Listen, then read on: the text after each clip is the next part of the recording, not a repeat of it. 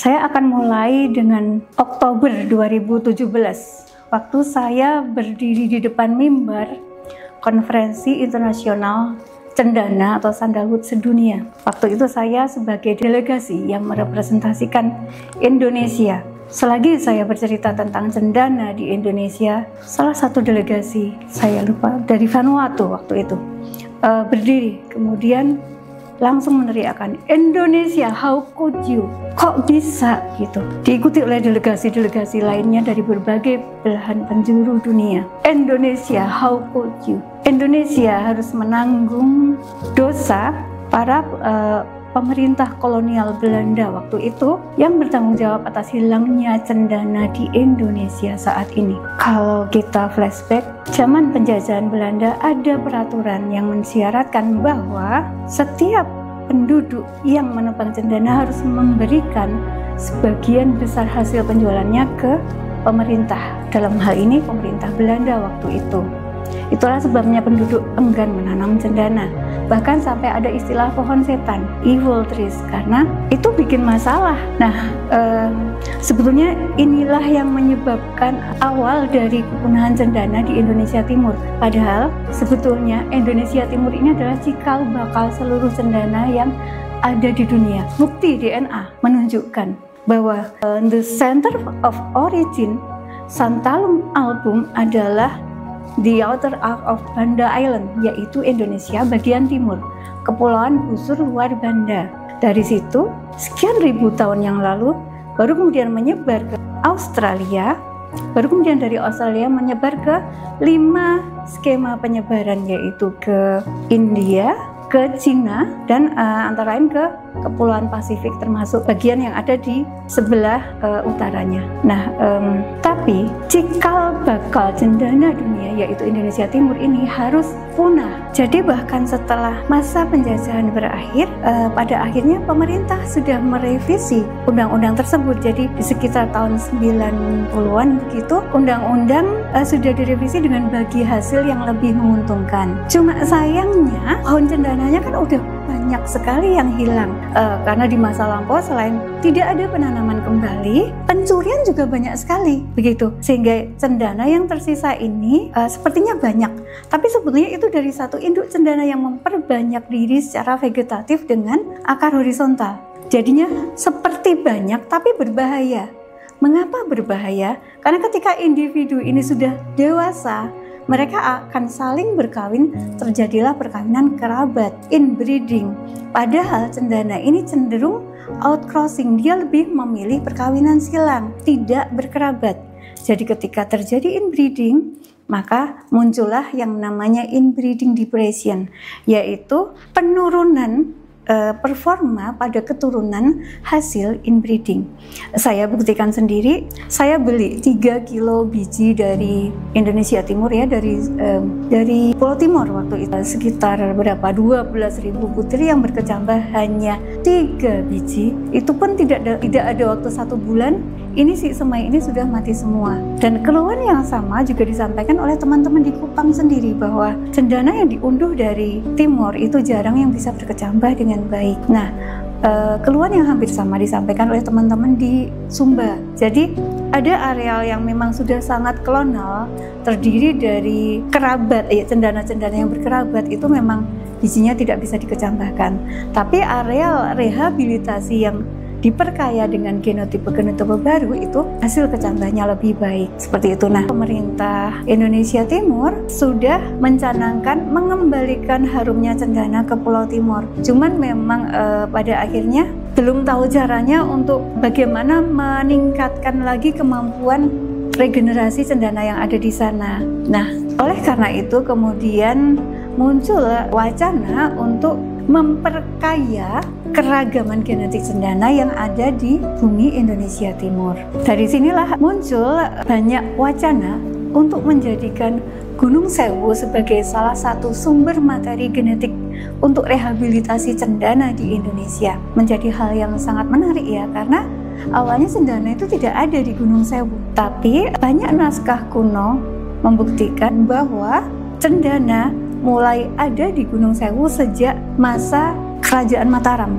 Jadi naskah-naskah kuno Kerajaan Mataram menyebutkan bahwa prajurit berkuda di antara pohon-pohon jati dan cendana. Itu adalah di masa penjajahan kolonial Belanda. Nah, kemudian bukti ilmiah juga menemukan bahwa ternyata herbarium tertua cendana di Pulau Jawa itu ditemukan di Imogiri, pusat Kerajaan Mataram waktu itu. Herbarium itu tertanggal 18 Juli 1853 dan pada saat itu herbarium menyebutkan bahwa itu adalah pohon cendana tua. Berarti dia sudah ditanam jauh sebelum itu. Nah, bukti sejarah juga membuktikan bahwa pedagang dari timur datang ke Kerajaan Mataram membawa upeti, salah satunya adalah tanaman cendana. Sepertinya inilah yang menjadi cikal bakal cendana yang ada di Gunung Sewu yang saat ini kemudian sudah meluas menjadi sekitar 21 ras lahan yang tersebar di zona barat, zona tengah, dan zona selatan Gunung Sewu. Hasil penelitian membuktikan bahwa keragaman genetik cendana di Gunung Sewu ini jauh lebih tinggi dibanding cendana yang ada di habitat aslinya di Indonesia Timur, bahkan lebih tinggi dibanding yang ada di hutan alam di India. Nah, cendana di Gunung Sewu ini tersebar seperti saya sampaikan tadi di zona barat, tengah, dan selatan Gunung Sewu yang merupakan zonasi yang berbeda. Jadi zona barat ini merupakan pegunungan aluvium, zona tengah merupakan ledok atau cekungan yang terbentuk dari abu vulkanik. Kemudian zona selatan ini merupakan daerah kars, dasar laut yang terangkat membentuk perbukitan dan gua-gua kars gitu.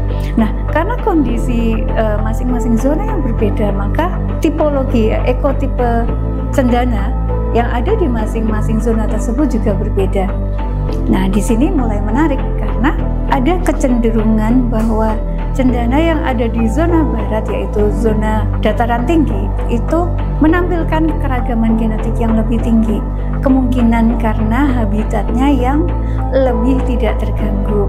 Zona barat sendiri ini oleh von Bemmelen diklasifikasikan sebagai tinggian atau escarpment atau dataran tinggi lebih dari 700 mdpl. Zona dataran tinggi Batur Agung terbagi menjadi 3 subzona, yaitu subzona tinggian Batur Agung yang meliputi dataran tinggi Ngelanggeran dan Sriten. Kemudian ada subzona Sudimoro yang meliputi dataran tinggi Imogiri, dan ada subzona Gajah Mungkur. Di ketiga subzona ini masing-masing sebetulnya ada ras lahan cendananya. Cuma yang menurut saya paling istimewa adalah yang ada di Kampung Pitu Ngelanggeran yang terletak di subzona Ngelanggeran. Nah, mengapa ini istimewa? Ada beberapa alasan. Yang pertama adalah karena di zona ini keragamannya termasuk yang paling tinggi. Dijumpai pula selain bentukan asli cendana yang bunga merah besar dan bunga merah kecil, dijumpai juga varian baru khas Jawa, yaitu kuning besar dan kuning kecil. Selain itu, keragaman genetik induk dan anakan itu juga tinggi. Nah, itu dari aspek keragaman genetiknya. Nah, kemudian dari aspek sosialnya, Kampung Pitu Ngelanggeran ini dianggap kampung yang sakral, yang keramat. Kampung ini secara turun-temurun dijaga oleh 7 kepala keluarga, dan mereka percaya terhadap spirit atau soul ya yang menjaga bumi ini beserta isinya. Masyarakat di Kampung Pitu ini memiliki local wisdom untuk selalu mengkonservasi segala yang ada di bumi ini, termasuk flora, fauna, tanah, dan air. Yang mengagumkan bagi saya adalah bahwa mereka tidak mau menjual berapapun orang mau beli tanah mereka, dan flora maupun fauna yang akan dibawa keluar dari Kampung Pitu juga harus sepengetahuan pemangku adatnya dan untuk keperluan yang baik. Saya merasa aman menanam cendana di Kampung Pitu karena local wisdom ini, di mana masyarakatnya benar-benar menjaga seluruh tanaman dan termasuk cendana saya ini, begitu ya, sehingga saya membangun area konservasi di sini. Yang selanjutnya saya lanjutkan dengan membangun zona atsiri. Di sini koleksinya tidak lagi cuma cendana, melainkan juga banyak jenis tanaman atsiri lainnya. Tapi Walaupun Kampung Pitung Langgeran ini punya banyak kelebihan dan keistimewaan, ternyata tetap aja ada masalah, yang itu juga krusial gitu ya. Beberapa hasil penelitian ternyata membuktikan adanya constraint atau hambatan-hambatan di Kampung Pitung Langgeran. Yang pertama terkait dengan kondisi biofisik lanskap pegunungan aluvium. Nah, pegunungan aluvium ini kan terbentuk dari letusan gunung berapi purba di masa lampau, yang ini menjadikan kondisi biofisik yang penuh dataran tinggi dan jurang, gitu ya. Nah, ini menyebabkan beberapa masalah. Yang pertama adalah populasi menjadi terisolasi dan terfragmentasi atau disjam.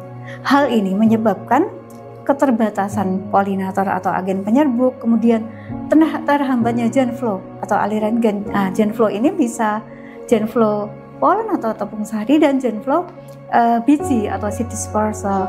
Nah, terjadi juga karena ini terisolir ya, karena populasi ini menjadi terisolasi dari dunia luar, maka mau nggak mau pasti individu-individu terisolasi ini akhirnya inbreeding, kawin sendiri, karena nggak ada donor polen dari luar seperti itu. Nah, permasalahan kedua terkait kondisi biofisik lanskap pegunungan aluvium ini adalah nah ini tipikal singkapan aluvium dengan topsoil yang sangat tipis. Hal ini menyebabkan terjadinya degradasi lahan, keterbatasan tempat tumbuh dan seedbed, dan ini menyebabkan sangat sedikit semai yang berhasil bertahan. Jadi selain sangat minim semai yang berhasil bertahan di lapangan, juga tidak ada seed bank. Jadi biji-biji yang jatuh ke tanah itu tidak bisa disimpan, tapi rusak karena tidak jatuh di tanah, melainkan jatuh ke singkapan batuan seperti itu. Permasalahan kedua adalah degradasi ukuran populasi dan keragaman genetik. Jangan salah, ini juga terjadi di Ngelanggeran, begitu ya. Jadi ternyata terjadi juga penurunan jumlah dan keragaman genetik induk. Nah, awalnya kan di Ngelanggeran ini ada 5 subpopulasi. Di Kampung Pitu sendiri yang tadi saya sampaikan, kemudian ada di jalur pendakian 1, kemudian jalur pendakian 2, kemudian ada di puncak 4 dan puncak 5. Puncak 4, 5 dan Embung Langgeran. Nah, ini yang 4 ini hilang. Yang bertahan hanya tinggal yang di Kampung Pitu, dan ini menyebabkan penurunan jumlah individu dewasa secara drastis diikuti penurunan keragaman genetik. Dampaknya luar biasa, karena kemudian yang terjadi adalah inbreeding, hampir tidak dijumpai lagi anakan, dan kalaupun ada anakan, keragaman genetiknya sangat rendah. Jadi sebenarnya penurunan jumlah dan keragaman genetik induk ini berdampak pada penurunan kemampuan reproduksi, begitu. Selanjutnya kita masuk ke masalah yang ketiga, yaitu adanya keterbatasan sumber benih berkualitas. Nah, kalau ini masalah ini ya, masalah global ya, masalah nasional dan bahkan internasional, terkhusus untuk cendana. Nah, di Indonesia sendiri sebetulnya kita sudah punya sekitar 10 sumber benih cendana, 1 APB dan lainnya itu TBT maupun TBS, semuanya ada di Indonesia Timur. Tapi, yaitu tadi masalahnya, biji-biji yang diunduh dari sana itu sangat sulit berkecambah. Karena apa? Karena tadi ini breeding. Nah, maka ini sangat mendesak untuk membangun sumber-sumber benih baru. Nah, karena itu maka Gunung Sewu ini menjadi tempat yang tepat untuk nantinya akan ditunjuk sebagai sumber benih cendana untuk berbagai kegiatan rehabilitasi. Nah, ini ya, karena keterbatasan sumber benih saat ini, maka suplai bibit cendana tidak dapat memenuhi demand, dan ya itu tadi seperti yang saya sampaikan, kita sangat mendesak untuk segera membangun sumber-sumber benih baru gitu. Nah, selanjutnya ini masalah yang terakhir itu terkait dengan ini ya. Jadi kita mulai mengerucut ke Kampung Pitu sendiri. Telah saya sampaikan bahwa masyarakatnya punya local wisdom yang mampu mengkonservasi bumi dan isinya, termasuk flora, fauna, air dan tanah yang ada di Kampung Pitu. Nah, tapi itu baru terbatas pada understanding, pemahaman, pengertian. Skill and knowledge-nya masih kurang. Jadi skill atau keterampilan dan knowledge atau pengetahuan itu masih kurang. Jadi selama ini yang dilakukan ya cuma, oh kalau ada pohon cendana ya jangan ditebang, jangan dirusak. Oh kalau nemu semai diambil, dibawa ke persemaiannya Pak Kepala Suku. Kalau nemu biji diambil, nanti ditanam gitu. Cuma bagaimana cara menyemainya itu belum begitu paham. Bagaimana cara mengembangbiakannya itu belum begitu paham. Nah mungkin itu ya rangkuman dari permasalahan-permasalahan yang ada di Kampung Pitu Ngelanggeran. Nah kita sekarang mau cari tahu solusinya gimana gitu ya. Oke, balik ke permasalahan satu nih, kondisi biofisik lanskap pegunungan aluvium. Ya, tadi ada isolasi populasi, kemudian ada keterbatasan seabed, ada singkapan batuan yang tipis gitu ya. Kemudian lanskap tebing dan jurang yang tidak memungkinkan adanya regenerasi alami gitu. Nah, maka kita akan melakukan peningkatan kualitas kapak terdegradasi. Ini ada dua metode. Yang pertama adalah smart drip irrigation, yang kedua adalah topsoil improvement. Nah, dengan smart drip irrigation ini kita memanen air hujan, begitu. Jadi prakteknya adalah dengan menggunakan bak penampungan dan instalasi air. Metode ini pernah dicobakan di Cina saat erosi tanah karena pertanaman karet besar-besaran itu merusak kondisi tanah dan terjadi juga penipisan topsoil. Nah itu mereka mengimpor topsoil dari hutan primer dan abu aluvium juga, dan itu berhasil. Nah ini kita cobakan di Ngelanggeran, kita impor topsoil dari aliran sungai yang dilewati oleh abu vulkanik Merapi gitu. Nah prosedur kedua untuk topsoil improvement ini, selain mengimpor topsoil, kita juga aplikasikan pupuk kandang. Pupuk kandang ini kita gunakan pupuk kandang yang banyak dijumpai di peternakan warga. Di sana mereka peternak sapi, kambing, dan unggas. Nah ini tiga-tiganya bagus sih untuk memperbaiki kualitas subur tanah.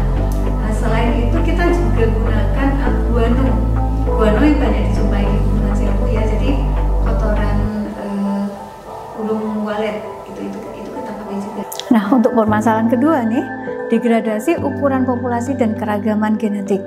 Nah ini kita harus melibatkan infusi genetik, yaitu memasukkan genotipe baru yang keragamannya lebih tinggi, sehingga selain akan meningkatkan heterozigositas atau keragaman genetik induk, ini juga akan meningkatkan peluang terjadinya outcrossing atau penyerbukan silang begitu. Nah, karena itu kita akan mencobakan mitigasi populasi terisolasi melalui pembangunan koridor alami berbasis pengkayaan dan infusi genetik. Ada beberapa metode yang kita aplikasikan. Yang pertama adalah aplikasi konsep connecting landscapes pada koridor alami. Connecting landscapes, jadi kita menghubungkan lanskap yang tadinya terisolir. Kita bikin connection, koridor yang menghubungkan antar lanskap tersebut. Koridor ini bisa berupa penanaman cendana, jadi spesies yang sama tapi keragamannya lebih tinggi, jadi genotipe yang berbeda, sehingga akhirnya landscape yang tadinya terisolir atau disjang ini jadi terhubung. Itu yang namanya aplikasi konsep connecting landscapes. Dengan cara ini yang tadinya populasi itu disjang akhirnya bisa menjadi kontinu begitu. Nah prosedur yang kedua, kita akan itu tadi yang saya jelaskan, yaitu penggunaan genotipe terseleksi ya yang sudah kita kumpulkan ya, kita punya koleksi genotipe, itu kita infusikan ke populasi cendana di Kampung Pitu yang sudah ada. Jadi di existing population kemudian kita infusikan dengan genotipe baru yang sudah kita seleksi.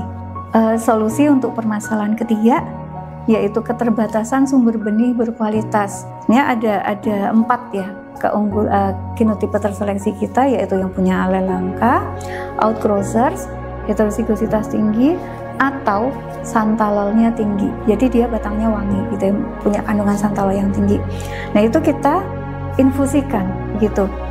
Nah, karena itu kita juga sekalian bisa membangun sumber benih baru. Jadi dari the existing population kita perkaya, itu kita bisa jadikan sumber benih baru. Selain memperkaya populasi yang sudah ada, kita juga bisa membangun sumber benih baru dengan betul-betul menanam tegaan cendana baru. Nah, untuk penanaman yang baru ini malah kita bisa aplikasikan model yang sudah kita rancang. Jadi kami saat ini mengembangkan sumber benih dengan aplikasi mix genotype varian dan maksimalin natural outcrossing. Caranya adalah kita gunakan materi genotipe yang berbeda-beda, berbunga melimpah, dan panmictic. Panmictic ini artinya dia bisa menyerbuki banyak alel, begitu ya. Kemudian dia juga cross compatible, bisa saling bersilang dengan yang bukan kerabatnya, begitu. Nah, desainnya kita pakai mixed genotype outcrossers, tapi dalam varian yang berstruktur sama. Mengapa saya tekankan bahwa variannya itu harus yang strukturnya sama? Karena ternyata hasil penelitian kami itu membuktikan bahwa kalau ini kan ada varian merah besar, merah kecil, kuning besar, kuning kecil. Nah, yang ukurannya sama ini bisa saling berkawin.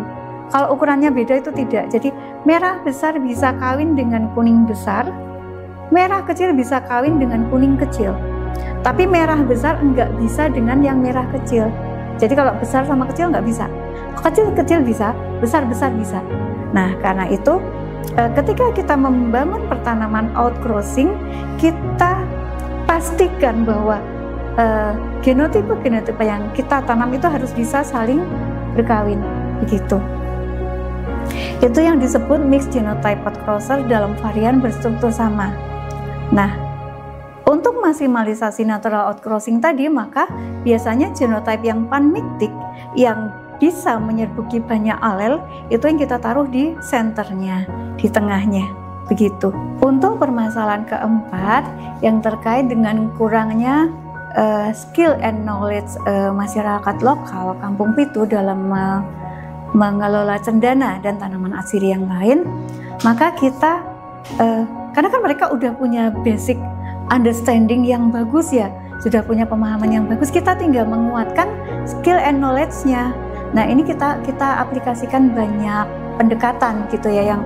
Yang pertama adalah kita membangun demplot di sana sebanyak mungkin zona atsiri begitu ya. Jadi tidak cuma cendana tapi juga ada eukaliptus, ada kayu putih, ada cempaka, ada kenanga gitu ya, ada kamboja. Nah, selain itu kita juga mentransfer knowledge dengan penyuluhan gitu, dan mentransfer skill dengan percontohan, dan kemudian juga ada studi banding begitu. Nah, selain itu juga kami mengadakan pendampingan minimal sebulan sekali. Staf kami akan ke Kampung Pitu untuk melihat progresnya, dan kemudian juga kita mulai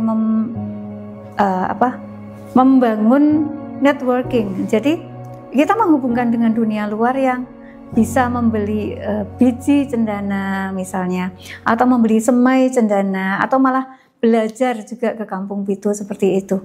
Nah, dengan cara ini maka ini juga selain meningkatkan kemampuan konservasinya, ini juga bisa meningkatkan aspek ekonominya seperti itu.